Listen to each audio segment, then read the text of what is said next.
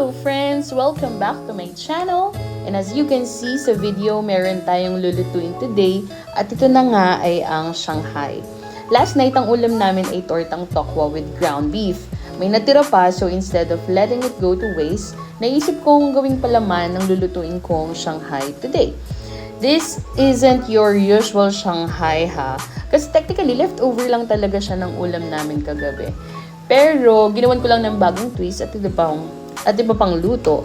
So, let's see kung anong kalalabasan ng ating creative kitchen experiment. Ayan. At nakikita nyo na nga, binabalatan ko na ang carrots dito. Actually, ito talaga yung isa sa mga pinakamadaling gulay na ipil gamit yung peeler. So, after nito, hihiwa-hiwain ko lang ng maliliit bago ko siya ilagay sa grind para mas madali siyang durugin. Tapos, after ng carrots, binalatan at hiniwa ko na rin itong patatas. Don't worry nagugasan ko yung dalawang yan. Maigi kong hinugasan yan. Tsaka ko siya inilagay sa grinder. Siyempre, kailangan natin ng malinis na ingredients, right?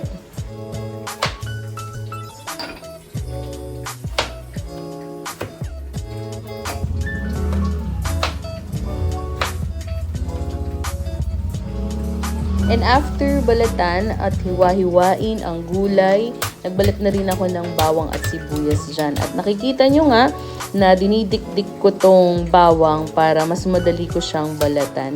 And then, after ko silang balatan, isushoot ko naman yan sa grinder after nitong mga gulay na i-grind. And by the way, this bawang and sibuyas ay botes pa sa La Union from our last trip. So, ito na nga ang aking sibuyas at bawang.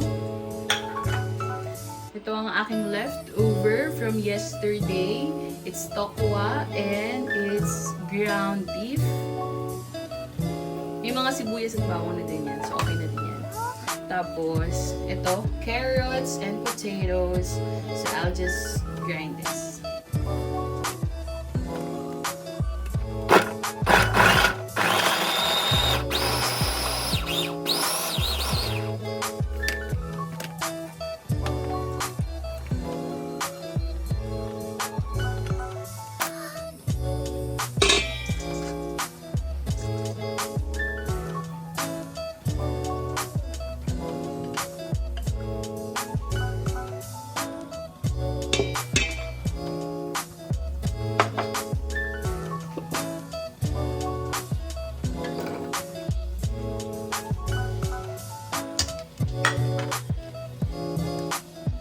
And oh, by the way, bago ko makalimutan, nakita nyo naman, maglalagay ako dito ng sky flakes. Kasi mag-aakto as binder ng ating Shanghai para hindi siya magbitak-bitak. Wala kasi akong harina, kaya sky flakes na lang since ito lang yung available sa aking kitchen.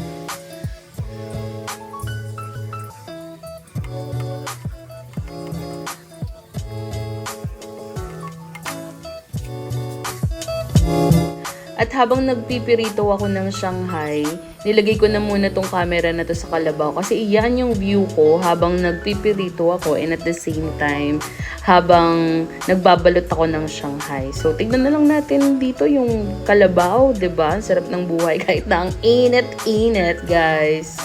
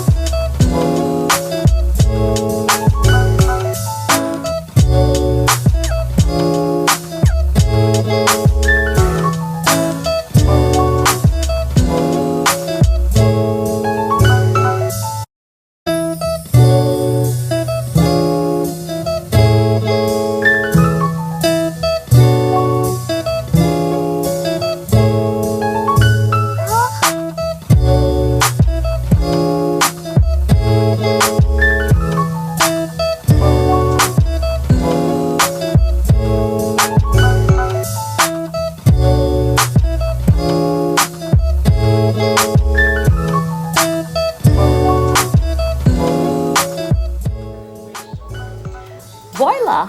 Wow! Ito na nga ang ating Shanghai tokwa filling with ground beef. Wow, kala mo naman talaga daming ground beef. Pero, I am so happy sa kinalabasan ng aking leftover from my last night's ulam. And sobrang ang bango-bango niya. Perfect na perfect talaga siya na ipalaman dito sa lumpia wrapper. So, thank you so much once again, guys, for watching my vlog and see you again soon. Bye!